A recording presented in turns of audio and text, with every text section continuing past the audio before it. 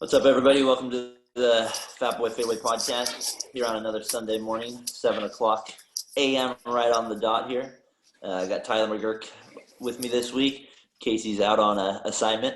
I think Gelati's got him digging a 5,000-foot ditch somewhere in Santa Jose, he said this morning, or I guess he had to work graveyard. So, Casey, if you're out there, don't fall in the hole on there. We'll see you.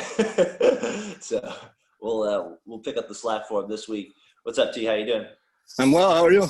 That little intro for Casey just reminded me of good old Space Jam when he was fixing a divot.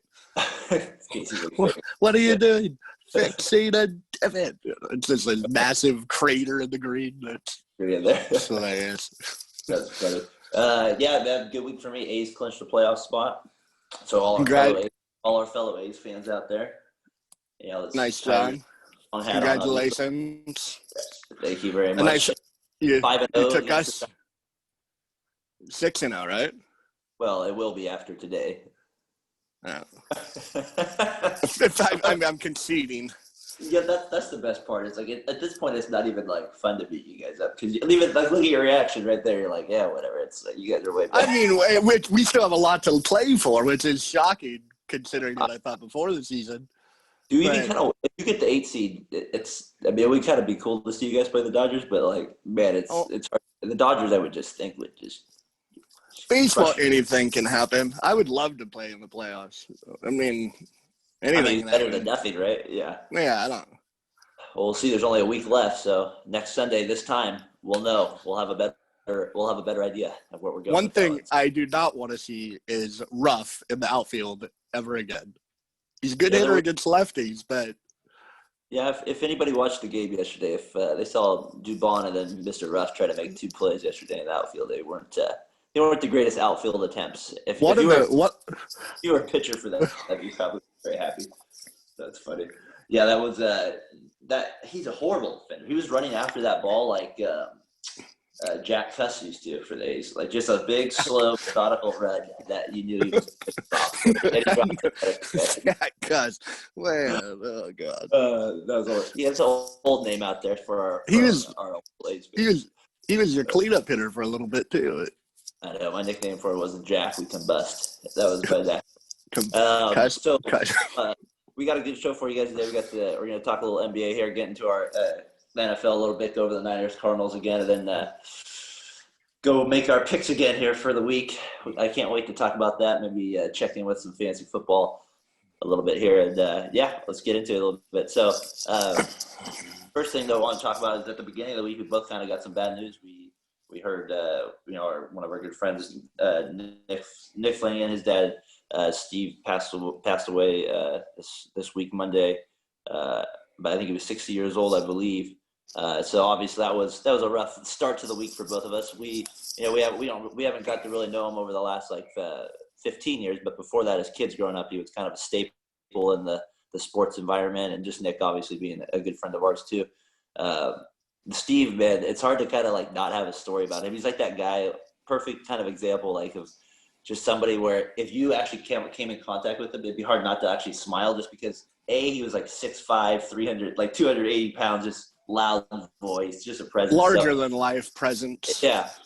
I remember me and Casey when we first moved to the neighborhood, he would take us over to play basketball and stuff like that. I forgot how big he was.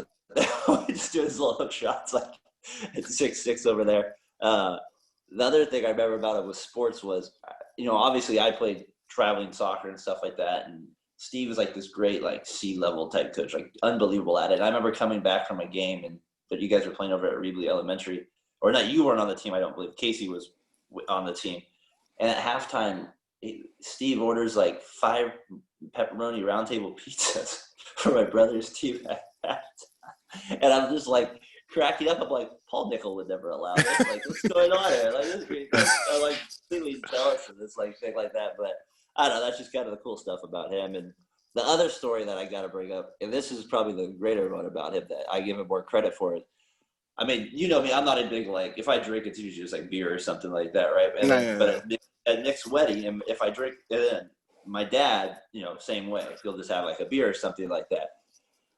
Well, somehow my dad's somehow at Nick's wedding, where I'm coming in, and Steve has my dad doing like 3 shots of Jägermeister. The only person on earth that's got my dad to ever do shots Oh God. that I could ever remember. So that I give Steve the most credit for is that he's like, "Hey Bob, come on man, let's go. It's a wedding day," and he just had this ability of doing it. It was just pretty funny, like just the fact that he could do something like that. So, anyways, that's my little shout out there to you. To Steve a little bit, just big loss, but just passed away. A good memory for us. You got any stories on him, my man? I know you do him a little bit. Yeah, I got a couple. I told my dad about it, the Nick's loss and our loss, and just And he was in his first, like, he was taken back. Probably saw his own morality, like through Steve, and because they were around the same age. But we were talking about Little League and how you were brought up rec coaching. Yeah. And he was like, yeah, every kid wanted to be on Steve's team because you could lose every game or win every game, but you're going to have a good time. And it's just the truth. I played 1 year with Steve as my coach. It was minor league all-stars. And there was we were practicing, just a practice. And we were playing like a little scrimmage thing. And someone threw a ball behind the catcher, like which happens in the Little League regularly. And I'm ready to second. The catcher throws it. And I'm standing on second. All of a sudden, the ball just hits me. So I was like, ow, what the heck? Didn't even hurt that bad. And Steve just like in the like on the sidelines is just like, oh, that's a hot dog. We don't want to discourage hustling. So you get a hot dog for that. And I was like, okay. And then later that practice, after practice, he bought me a hot dog. So, Nick, it's hot dogs for your dad.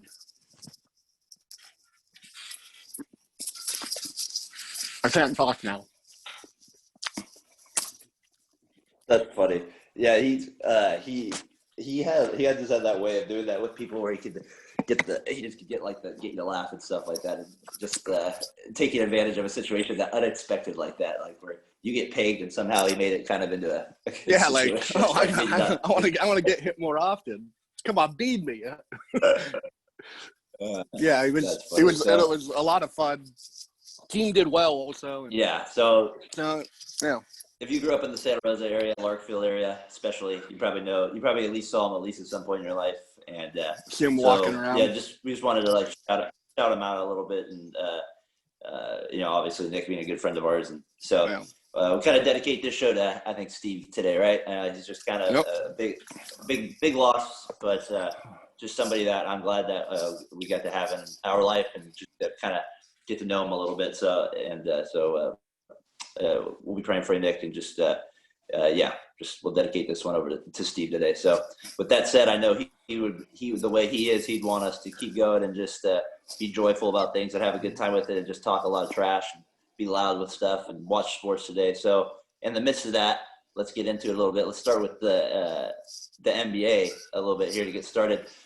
We kind of got into it last week a little bit with the Heat Celtics. So I wanted to kind of touch on where we are right now. Celtics win yesterday, kind of get back into the series. So it's 2-1 Heat now. Heat have been underdogs in all 3 games. They're now 9-2 against the spread the last 11 games as well. They lost yesterday against the spread finally for the first time in a while. So they've been the underdog. They win the first 2 games, but after watching last night's game, if the Celtics play like that, there's probably a good chance they're winning all 4. They're winning 4 games in a row, because if Tatum and Brown are on point like that, they're not going to lose too many games. Their offense is just too good. And I know you'll be happy about that as the Celtics fan part of it, obviously. Well, I'm not a fan. I just want the Celtics this year. I'm a fan, I guess, but I'm not wearing Boston Celtics gear. You might tell me. Tatum and Brown they're special. I think they could be the best duo maybe in 4 years, if 3 Brown years. Maybe better offensively. That's the key. If he just, he doesn't have to be. He just has to get he has some improvement to make, but he's young. He's only 24 at max. He's 10 for 14 at some point. And it was just ridiculous. He was just playing well. Hey, I wanted to ask a question, though, about Miami with that series. So they have that guy, Tyler Hero. I'm fascinated with him, the white guy on that team. He's just like this skinny little guy who runs around. He doesn't seem like he has any conscience. He has, like, just, I don't know, just like big balls, takes all these crazy shots, makes big shots. He kind of had a sneaky good year for second team all rookies. 13 points a year, 14 rebounds, 2 assists. Not Is he the 14 best rebounds. Or, excuse me, 13 points, 4 rebounds, 2 assists, which is pretty solid, obviously. In the playoffs, he's been even a little bit better. Is he the best white guy since Gordon Hayward? Does he have a chance to? Is that where our standards are as white Americans here? Is that what Gordon Hayward? Is Gordon definitely Hayward the standard for right now? Is there another white American that Plumlee sucks? Anna always says that Hayward has the best hair in the league, though. She's always very impressed with Gordon. He has a great mustache right now. A great mustache. I think he's got to be the standard for white Americans at this point, right? I guess, yeah. Just not a white American people. So. No, neither is Jokic. So you think he's got to? I think he's got a chance to be pretty good. So we'll see what happens with him. But I think he's got. He's okay. I want to see more. I don't think he's anything. Is he going to be better than Hayward? Would you say? I think so. His flow to the game is better. I don't know. I mean, Hayward was pretty. Hayward was an all-star. Yeah, you think Harrow's going to be an all-star? Yeah, I mean, he's just turned 20. He's got a. I mean, he has the potential. I would agree, but I just don't know if he'll get there. Yeah, we'll see what happens from that. What do you think about the series overall? I think Miami at times seems deeper. I do wish I put some money on them at the beginning of the year. Their odds, Tyler, at the beginning of the year to win the championship. The beginning of the bubble or the year? The whole year. I'm just saying. Well, no one was going to do that. Well, I'm just saying if you did, you would have 6,000 to 1 odds. So if you would have put like $30 on them, you still be making it out very well at the end of the day. So it's crazy how like just those odds like that can change like that. That's why I always look for when I bet is like I like the beginning of the year because that's where you can pick out like the sneakers of a team, like especially in football. Well, we were thinking Indiana might give them trouble in the first round because of how Indiana well played in the bubble. Like so, I mean, No, I didn't think we were good. We thought they were going to give trouble. It's all kind of like hearsay, but you look at teams that could possibly win at those odds. That's not bad at the beginning. Obviously it changed when they got Iguodala and stuff like that too. So, yeah, Heat Celtics 2-1 Miami.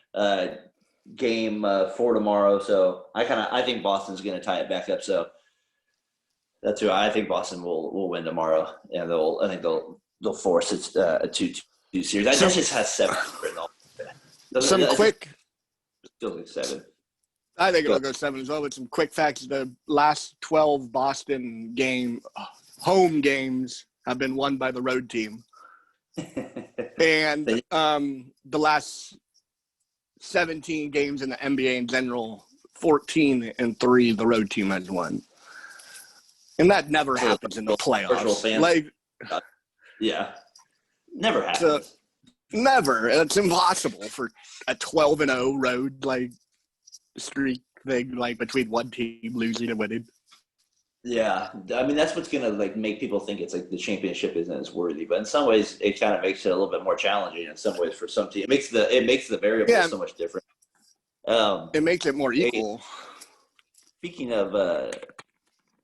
of kind of like variables that we weren't expecting, the Clippers blowing a 3-1 lead to the Nuggets. We got to get into this a little bit because as Warriors fans, it's just kind of fun to troll on the Clippers once in a while. But Clippers! What a disappointing way to go out. I mean, show some heart for God's sakes. I mean, my goodness, they looked like they were scared of the ball. You have Morris in the beginning of the game, like John at Millsap up 15, and then you got him in the fourth quarter passing up shots and not wanting to take certain shots that he was taking the whole series. And the thing that makes it worse is they blew game 6 as well, up like 15 in the third. It reminded me of the 2015 Clippers, almost the exact same thing. They were blew game 6, and then they had lost the 3-1 lead. So do you think they actually got scared? It looked like it.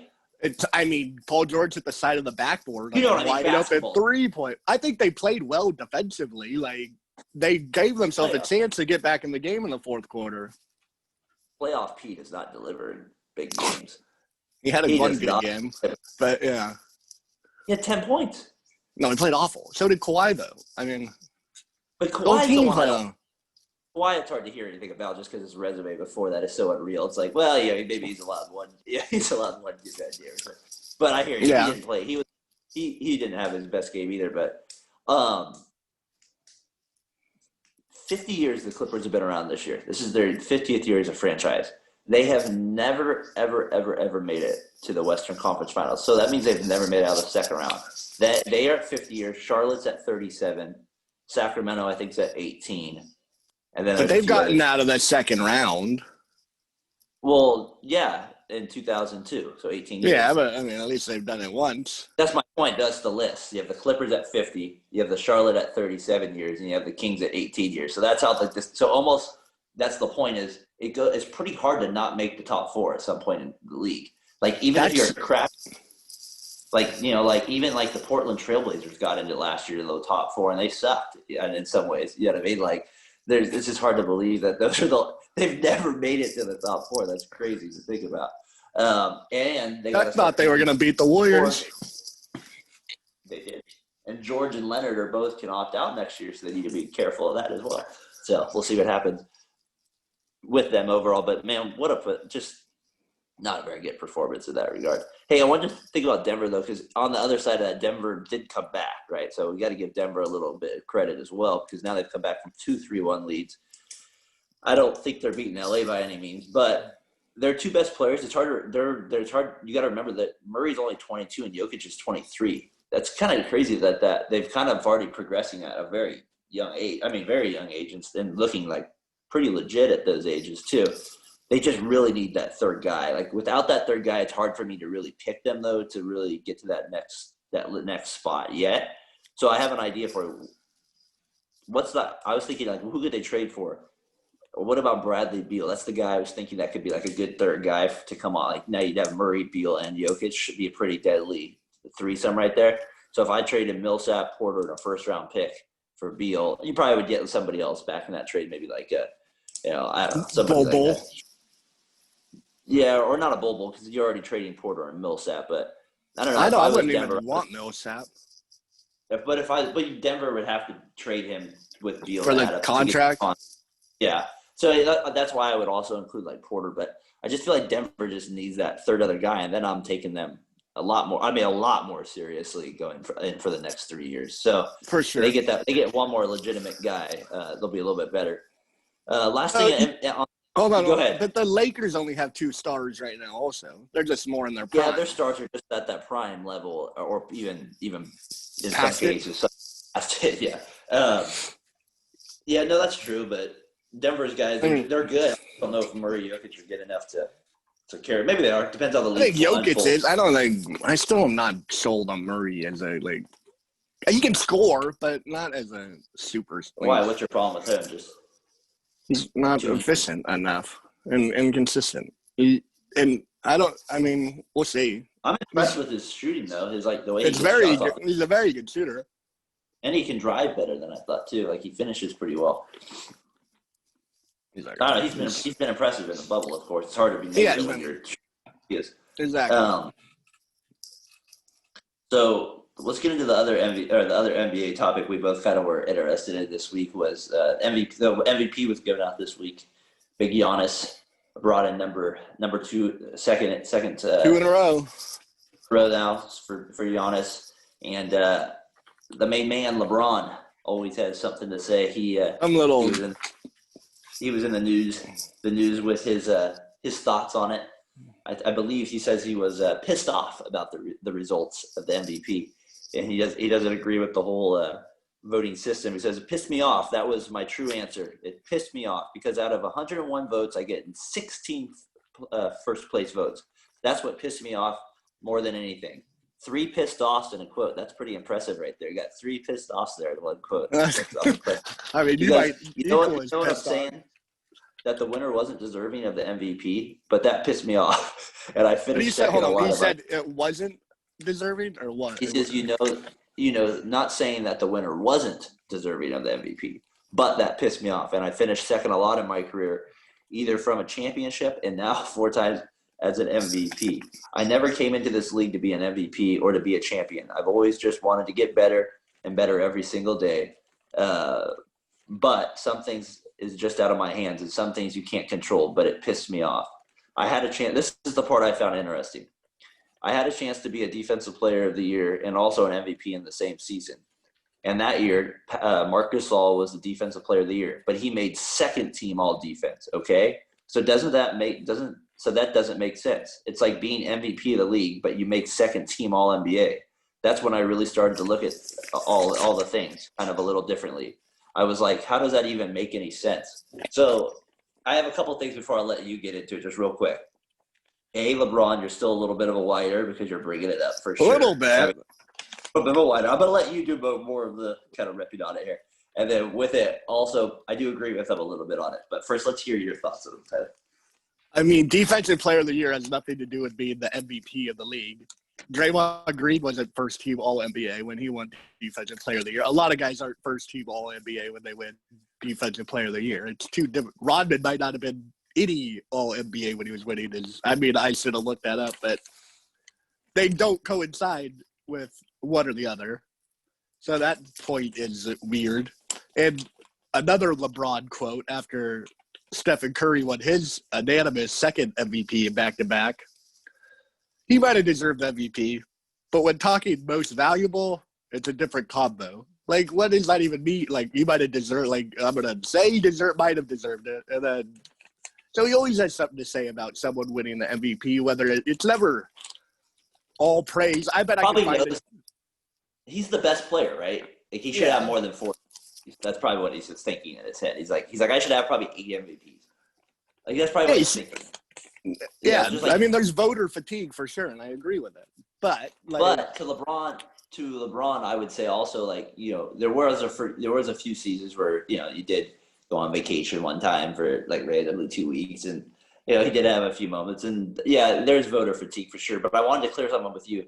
The reason I kind of agree with him on the defensive player thing and kind of how the voting makes sense is because that year Marc Gasol won Defensive Player of the Year. He was on second team All Defense, not all team NBA. Oh, he was a second, and LeBron made first team All Defense.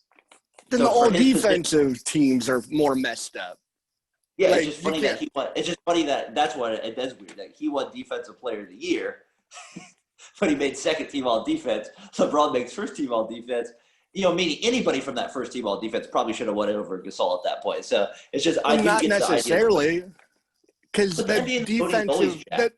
So the all defensive teams could have been jacked. Like LeBron probably didn't deserve to be on that all defensive team. He probably did deserve to be first team. Like, well, I mean, but that was 2012, so he probably did deserve to be first team All. Was he on the Heat then? If he was on the Heat then probably. But yeah, 2000. But come on, that's got to make sense to you. If you're on first team All Defense, you should probably be because that doesn't mean the first team voting is right? Like it could be that's the jacked up part.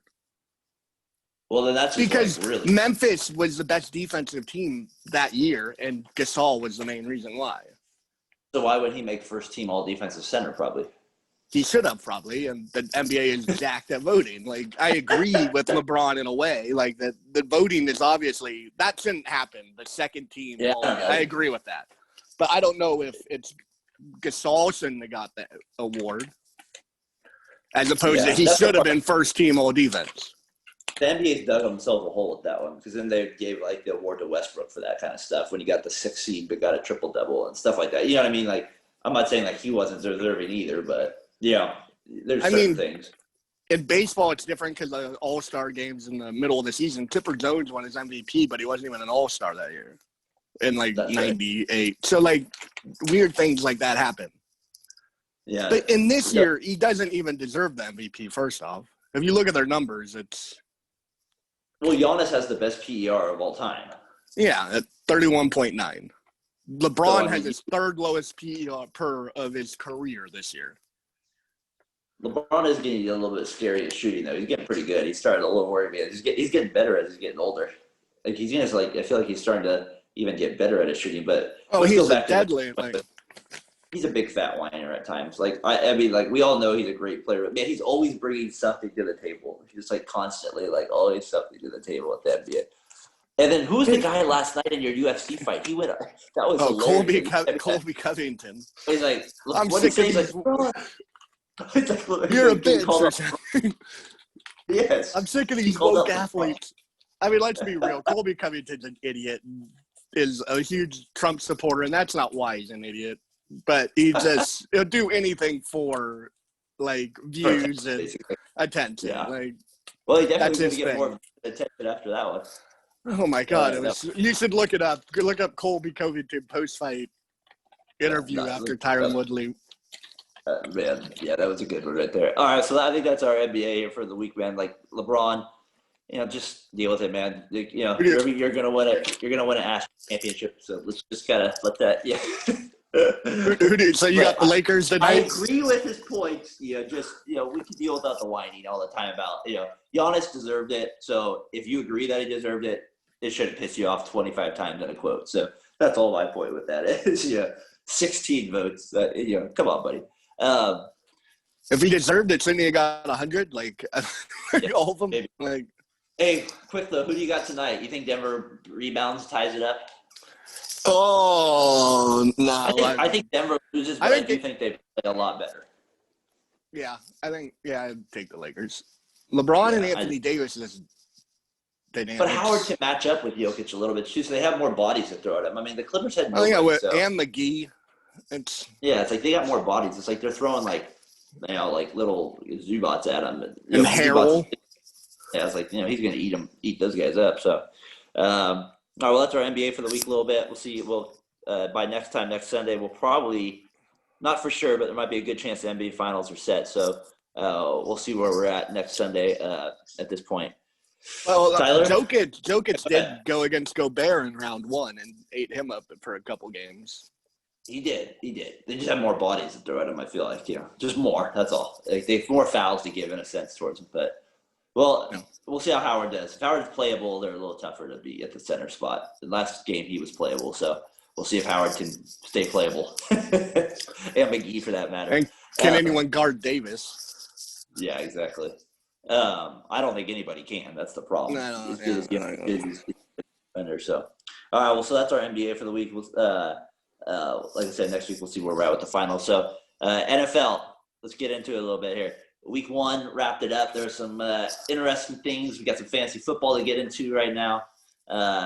Got some picks for you here. So let's do it, dude. I'll start out though with the Niners Cardinals last week. I was excited to get that pick right. I got the pick. I should clarify because with what was that? At Clint Highshoe, I should say, gave me the picks. And he did point out I did not make the actual pick, so I'm technically 2-2. But I think so. But I did pick the Cardinals to win the game in that regard. But it was an over/under bet, Niners, so it wasn't an official bet though. So he was proper to call that out. So I do appreciate that. So thank you. Well, it was an over/under. It wasn't over. That part I did not get it right, but. Regarding the game, anyways, last week, let's get into it just real quick to kind of touch on it. Niners had a 13-0 lead, and then the Cardinals basically just kind of started to chip away at that point. Jimmy was started off. He's always kind of like that. Gosh, he just feels like another version of Matt Ryan. He just almost reminds me of the same thing, except for he's just a little kind of like gets good, decent stats at some points, and then they never really add up to anything for me at times. And he's starting to look a little fidgety in the pocket a little bit, which would worry me as a Niners fan a little bit. So I don't know. I just kind of want to get your thoughts. I mean, you starting to doubt Jimmy G a little bit, like just maybe your general thoughts on the game a little bit. You start to get a little bit worried there, big guy. I mean, the curse of the Super Bowl. I'm not worried about Jimmy G. I'm worried about their wide receivers. They didn't have anybody yesterday or last week. And Jimmy has some deficiencies. He has trouble throwing the ball outside the numbers. Any out route, I'm like, oh my God, is that ball going to get there? Over the middle, he's deadly. But I'm surprised it's taken this long for teams to take it away. Like, I noticed it last year, midway through the season. I was like, this guy can only, all of his big plays are over the middle, or sometimes he can beat you on deep routes, which isn't bad. It's just those short out routes, and those, need 6 yards, 5 yards. And I'm watching Kyler Murray just throw these out routes to DeAndre Hopkins, who the Niners had no chance of guarding. Man, and it made it look so easy. I was like, my God, how do you get so open? Like, Hopkins was unreal last week. We should point that out. Good trade. he's Makes you think unguardable. gave up a little bit more. um, okay, so the other thing with that out route is he basically got Kittle killed on one of them as well. He couldn't do it accurately, so Kittle's knee basically got blown up, and he's not probably playing this week, right? He's out. Debo's out. So Our Ayuk will be in, and Mohamed Sanu will be in. All right. See, and those weapons aren't good enough. The good thing is they're playing the Jets this week. That is the good thing. Richard Sherman's out, so. The problem is I have written down on my notes here, if you lose to a team like the Jets, your season's over. Even if it's week 2. It's probably not a good start to an OT. I'm not going that far, but it's not a good look. No, it's not looking, especially in the NFC West. I was thinking, I was just curious. So, because the Niners obviously lost in the Super Bowl, and there's always this thought like the team that loses in the Super Bowl doesn't always play well. So over the last decade, since 2010, 5 of those teams have actually made it back to the playoffs. 4 of the teams did not. But I think it was the Colts, the Falcons, the Panthers, and the one other team out there did not make it back to the Super Bowl. The rest of the teams in the decade were able to make it back to the playoffs and make a certain run. No, the Broncos even made it back to and lost to Andrew Luck the next year in the divisional round. Yeah, you're right. But so there was only 8 teams that have ever returned to the Super Bowl. Kind of a little flawed though, because 3 of them were the Bills. So technically, 5 teams. So that's the thing with the Niners. Like, it was hard for me. I know you picked them at the beginning of the year to make the Super Bowl, but it's just hard for me to pick a team that loses that year before. So big game today though. Like, it's not an exciting game at all. Niners at Jets. Like, I will probably not want to be watching that one. Unfortunately, it will be on the local broadcast, and I'm sure they'll have some horrible announcers doing the game. So I'm looking forward to that one for sure. But hopefully there's something on CBS for you or Fox, whatever the other one is. Might have to get desperate. People go to the U.S. Open on this one. So any other thoughts on the Niners from last week? You ready? I mean, they got to win this week, right? It's pretty clear. They got to win this week. It's Richard Sherman out for the year. That's not helpful. He went on IR. Not out for the year. Even though he's a little bit past his prime, obviously, but not helpful. I mean, they're already weak at corner, so. How's your dad? But he's not out for the year. He's got a good vibe for him. What? How's your dad feeling about him? He has a good vibe for stuff like this. The Niners? Yeah. He's still thinking he always thinks the Niners. He just always compares them to the Joe Montana years, and it's always these guys aren't as good. Yeah, I'm like, yeah. Okay. we don't got Joe running through those doors or Roddy Lott. Yeah, we don't. That one, man. Sorry. We don't have Jeff Garcia coming through. I wanted to also get to a couple other things that caught my attention in week 1. The Cowboys. I don't usually like talking about them, but I just, out of all the storylines last week, I mean, especially having a few people like that I know, like Frankie and Luda, and I have a few people that I work with, like the Cowboys as well. And it's like, I have no idea how so many people love the Cowboys. They haven't been very good over the last, since those days. So it's still kind of funny to me that everybody jumps on somehow, or they have this association with them over time. But they looked like garbage last Sunday. It kind of looked like, was that Jason Garrett under the mask of Mike McCarthy? It basically looked like the same team. You know what I mean? Like, it didn't look like any difference at all. I mean, if I was a Cowboys fan, I would be ticked. I'd be like, what the heck? This is the same boring offense that we have. The whole, there was nothing exciting about the team. They were making mistakes. And so I don't know, that stood out to me for sure, was they always come in so overhyped. It could be, I don't know what it is, every year, they're just so overhyped. If I was a Cowboys fan, I'd be interested to hear what, if anybody does, leave a comment. I'm curious to see where you guys are feeling confidence meter. I'm sure, knowing Cowboys fans, they're probably pretty confident, right, Tyler? The fans we know. Frank was pretty upset about it. From what he was upset with the injuries too. He said they were banged up. The whole Cowboy, the coaching staff, they're hard to root for, just because they're constantly talked about, and that's why they have all these fans. Because they're on ESPN 24. They're on First Take, I guarantee, this morning. And they're on Undisputed, I guarantee, this morning. They're on everything. They're always, I bet, afterwards, NFL primetime, they'll be the lead, whatever. And they're not that interested. I do have Ezekiel Elliott, though, so as long as he keeps doing well, that we are happy with that performance as well. So I think he did quite well last week. So Cowboys, you can lose, just get in the ball at all times. But overall, man, like, I don't know, their coaching job, it'd be scary. Like, literally, that I was like, is that Jason Garrett, like, coaching this team right now? Like, what is so special about Mike McCarthy at this moment in time? Nothing right now. So big game for them today against Atlanta, who they should be able to put up a decent amount of points against. Yeah, what a big high-scoring game. We should see how they go. The other one that caught my attention, of course, was the Raiders a little bit. They got that rookie. He actually looks like he's going to be pretty legit. So if you don't have him on your fantasy football team, trade for him. He looks like he's pretty legit. And just knowing John, that's going to be the issue. He kind of had an ankle injury last week on a tackle. So at least it was a sprained ankle, basketball more type injury. So not in the ear or anything. So I'd pick him up before I trade for him. If whoever has him in your league, I think you're in good shape with him for a little bit going forward. I think he's going to have some big weeks because Carr kind of has that check down mentality and the speed guy, and Gruden just has that. He likes to run those little crossing routes, and this guy just seems like he'll drags.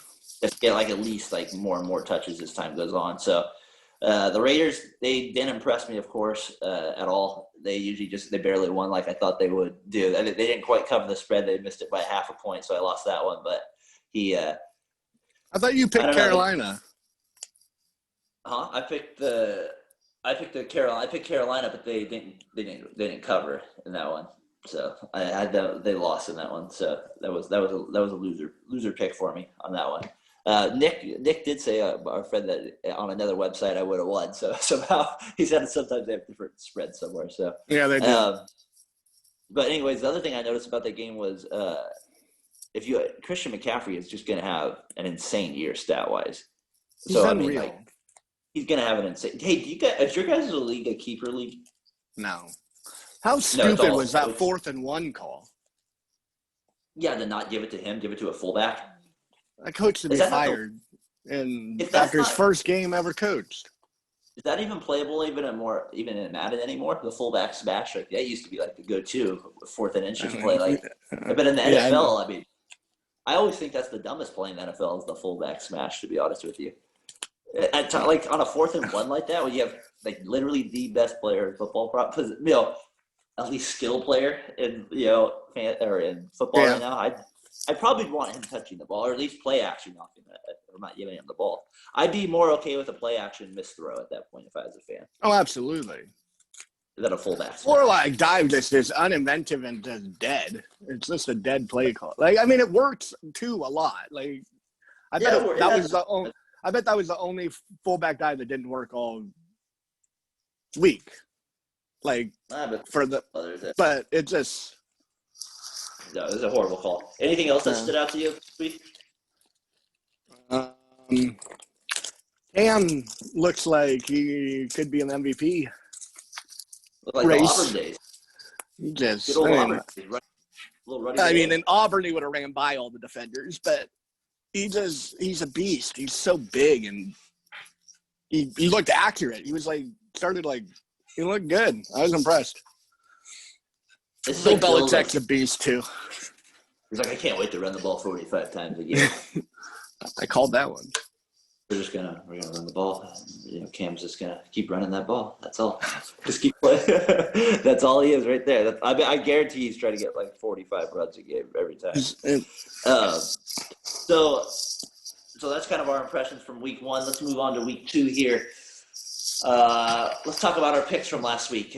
We did 5 picks from last week. We're going to do that again this week. It's kind of a little exciting time here right now. Just a review after last week, Tyler. The improbable 0-5. 0-5. We had hard to do there, my friend. It's impossible, near impossible. Someone said it was couldn't be done. And you did. So I somehow managed. Too bad I didn't parlay it and say I'm going to get all these wrong. Hopefully nobody took your advice last week. We'll try again this week with it. Casey finished 2-3. I'm at 2-2. Thank you, at Clit High Shoe, for pointing that out again. Oh, you could have just let me make it up at 3-2, but you did listen, so appreciate it. 2-2 at that point. So this week I'm gonna actually make all 5 picks. and we'll go at it. We also have our variable this week. We're going to add the silent assassin. He's going to give you his picks. So we got 4 people with their picks this week, and we're going to keep track throughout the year, kind of see at the end of the year who has the best record at week to week, who's doing the best here, kind of who has the best knowledge, best feel for the gambling line here. Because, we always do this thing. That's what as kids, or even as us adults growing up, I like this team. I would have picked this team. But it's like, then you have the spread. You have to actually really think about it. Like, who are you going with here? You know what I mean? So let's see how we do here. So I'm going to go – Casey's not with us. So here's Casey's picks for the week. He's going Falcons. He's taking the Falcons at +4 at Dallas. He's taking Green Bay versus Detroit. Green Bay is favored by 6, so he's taking the 6 there. Rams at Philly. He's taking the Rams. They're a 1.5-point dog. He's got the Ravens. He's got them as the favorite. They're playing who are they playing? They're playing Houston. So they're 7-point favorites. His Super Bowl team he's betting against. Yes, he is betting against those. So and then he's going Vikings against the Colts. He's got the Vikings +3. So those are Casey's picks for the week. We got the silent assassin here. He's going with the Bears Giants over under game. It's 42 points. So he's going to go under there with the Giants Bears. The Ravens at Houston. He's going with the Ravens as well. He's also, like Casey, going with the Vikings at Colts. And then his other 2 picks, he's going with Arizona Redskins over under. He's going with the under at 46.5. And then he's going to take the Chiefs -8. So a big line. Yeah, so he's going with the big pick there. So I know his long shot is the Jets. So those are Casey and the Silent Assassins picks here. We'll see how they do for week 2. Tyler, would you like to have the honor here with the next round of picks here? Let's see if you can bounce back here. Big week for you. Let me preference with I'm the worst gambler in the history of gambling. You could ask Frankie. I've always said I always lose. But might as well give it a shot. So I got Denver and Pittsburgh. I took the over at 40.5. And then I doubled up on that game and took Pittsburgh to cover. I forgot to write down what it is. You know what it is off the top of your – The Pittsburgh, I think it's 3. I think it's more than that. It's like 6. I'll look it up. Here. I got it. All right.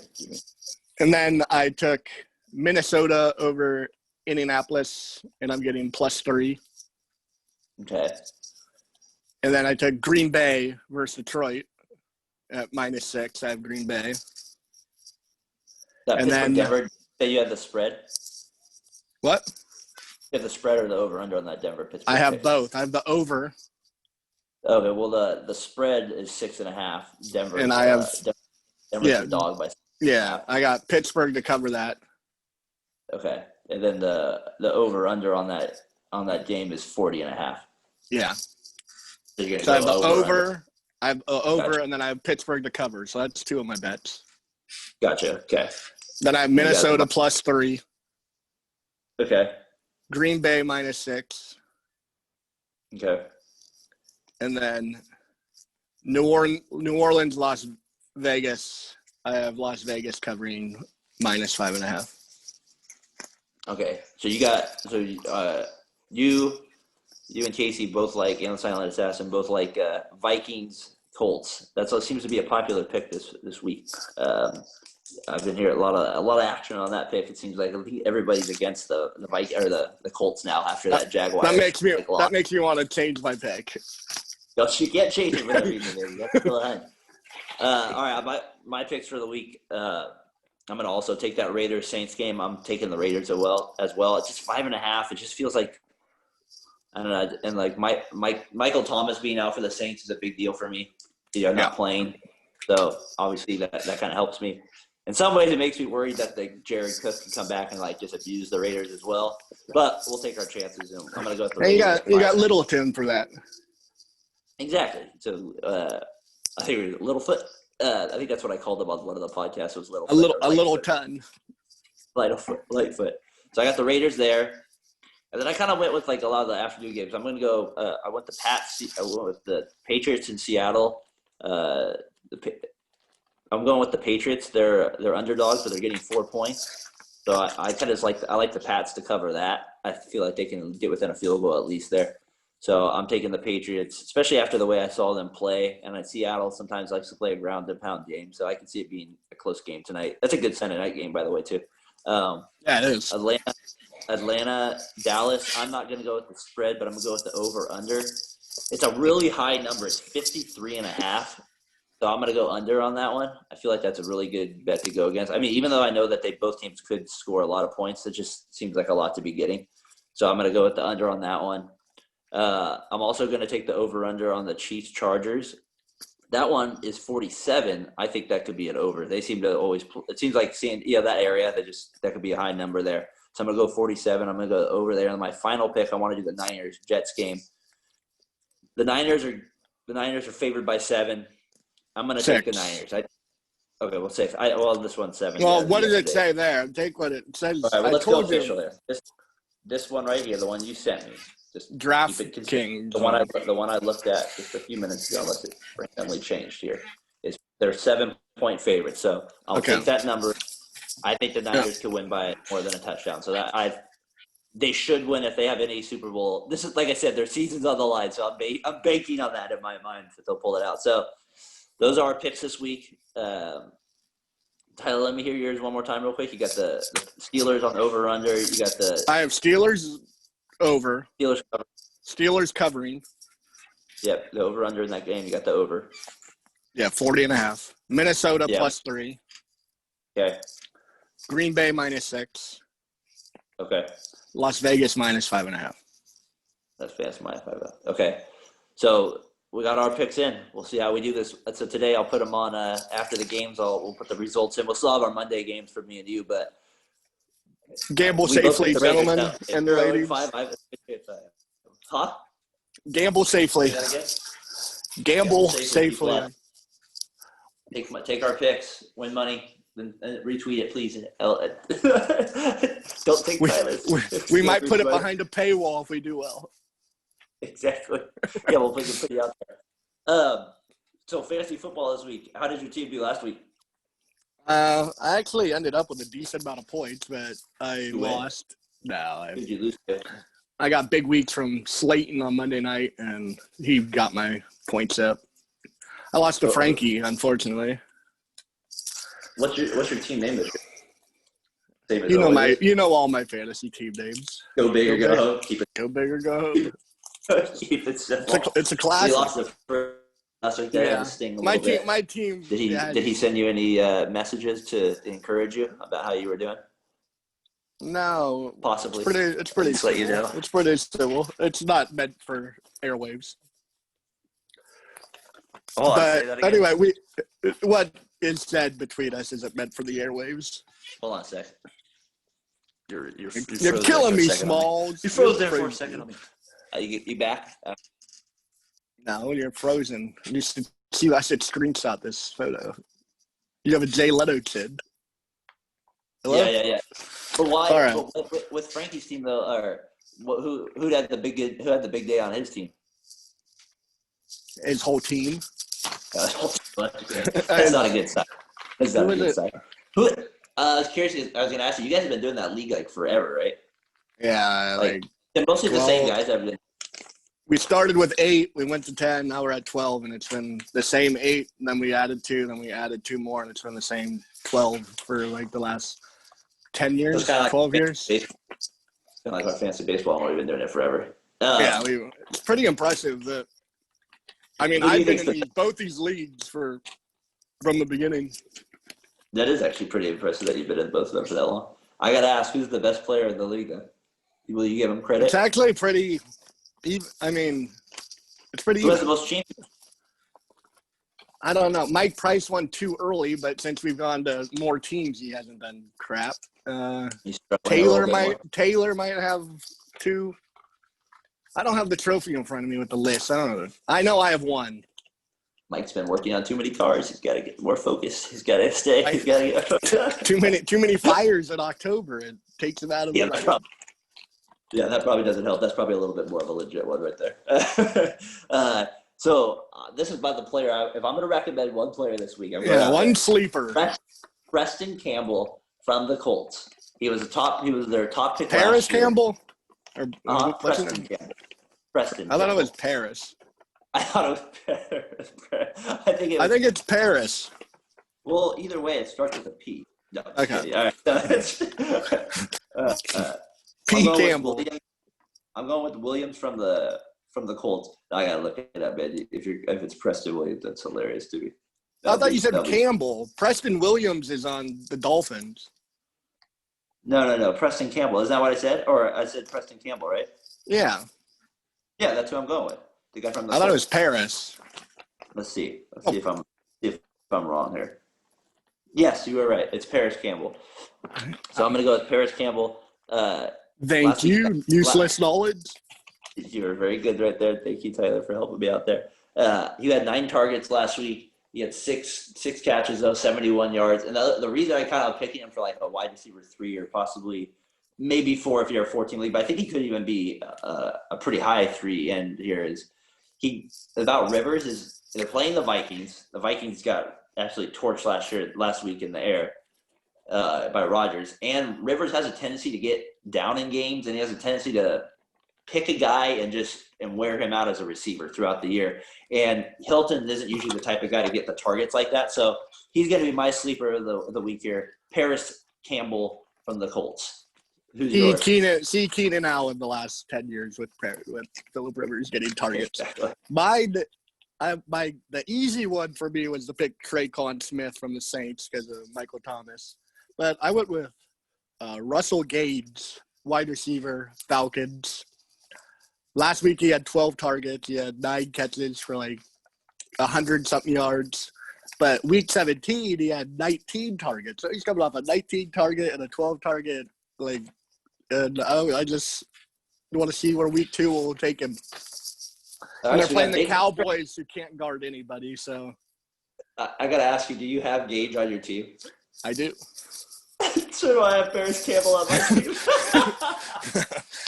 I have Traquan recommended guys that we've had on our Well, of course we did. I know. That's why it's great, though. Because if you had him on the waivers, somebody pick him up. I love it. That's exactly. If he was on the waivers, I'd pick him up. That's funny. That's funny. Well, I need another big game from Mr. Kyler Murray, so let's go. And more importantly, from my fantasy perspective, I'm in fantasy baseball right now. I got the money on the line. We need a big day today. We got to keep it I'm going. really rooting for you. I'm your biggest fan of baseball. Appreciate it. So that's it, man. That was fun. I'm looking forward to week 2 here. There's some good games, some good matchups. I'm really looking forward to the afternoon slate of games with the Chiefs and Chargers, and with the Dallas, the Patriots Seattle one tonight. When do the Raiders play? They play Monday night. They got the Monday night game this week. So I thought the Cowboys and Falcons played Monday night. When the hell do they play? That's the game I'm excited for. They play this morning. That's an early one. So good. Yeah, that'll be a good one early. So we'll have to see how we do. Look at our picks here. Appreciate the people been responding to us on Twitter a little bit. It's been fun doing that a little bit. Hey, let's just keep trolling. Keep talking trash to people. Let's go. Keep that going a little bit. Clint, retweet it. Retweet the link. Retweet the link. Taylor, you too, if you're watching this.